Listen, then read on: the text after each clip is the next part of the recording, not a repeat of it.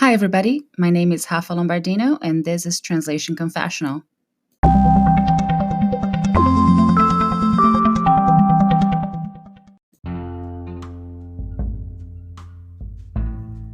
Assembly Bill Number 5.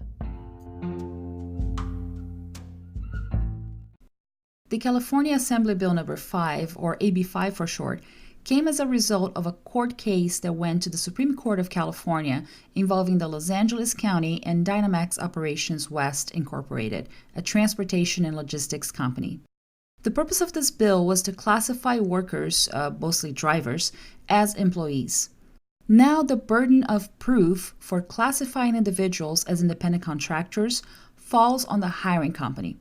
Considering that, AB5 gives workers a chance to be seen as employees and receive more labor protections, that is, minimum wage, sick leave, unemployment benefits, and workers' compensation, which do not apply to independent contractors. AB5 was introduced by Assemblywoman Lorena Gonzalez, endorsed by Governor Gavin Newsom, approved by the state Senate in California, and signed into law in September 2019, taking effect on January 1st, 2020. The law is based on what is known as the ABC test, which was first established by the state of Massachusetts back in 2004. This is a three-part assessment to check if a worker was misclassified, and it's based on three questions. Is the individual free from direction and control under contract while performing a service? Is the service performed outside the usual course of the employer's business? And is the individual engaged in an independently established trade, occupation, profession, or business of the same nature as the service performed?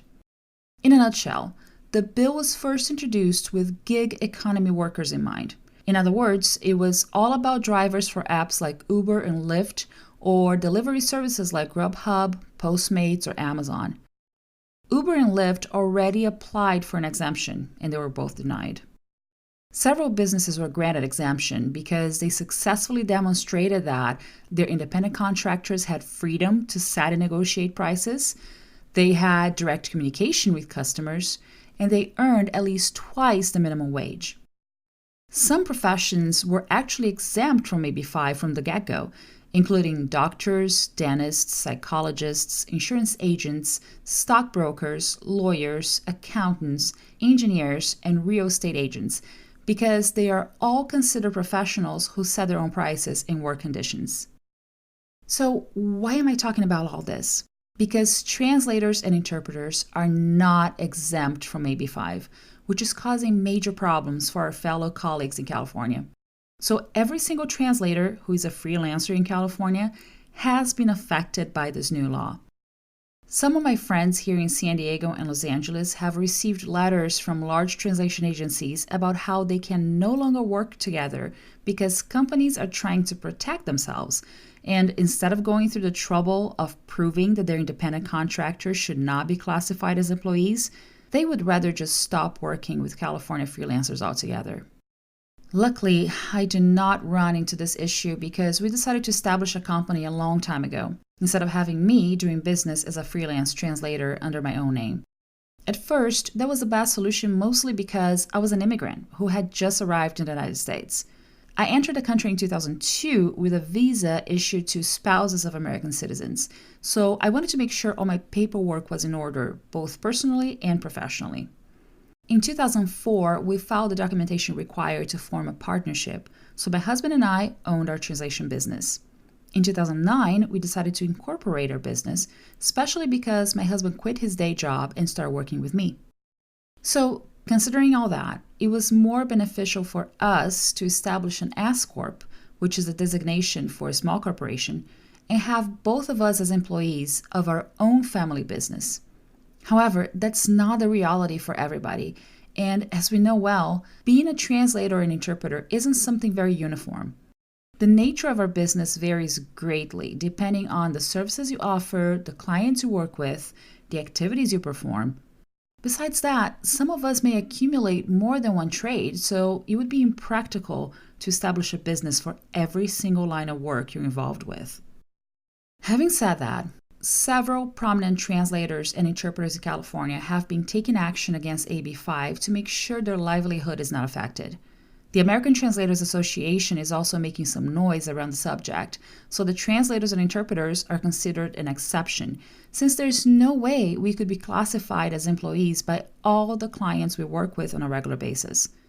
Can you imagine having about 10 to 15 solid clients who send you translation projects or hire you for interpreting assignments on a monthly basis, and they're all claiming you as an employee?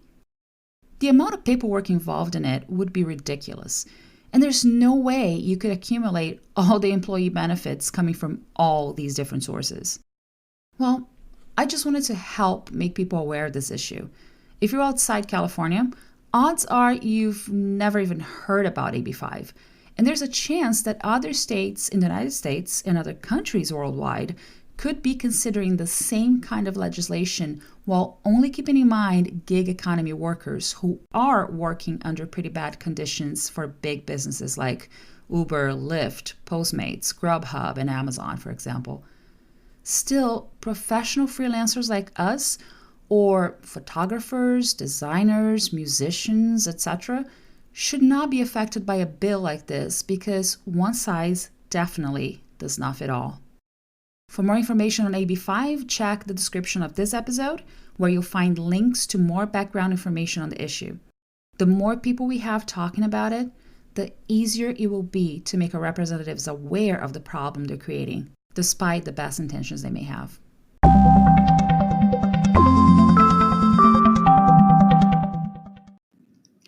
Send me an email at rlombardino@wordawareness.com or leave a voice message on my Anchor page. If I get enough feedback and voice messages, I can go back to the subject and post a special podcast episode with everyone's opinion on this very same theme. By the way, my Anchor page is anchor.fm/translation-confessional. I look forward to hearing from you. Stay tuned for weekly episodes and subscribe to Translation Confessional through your favorite podcast app.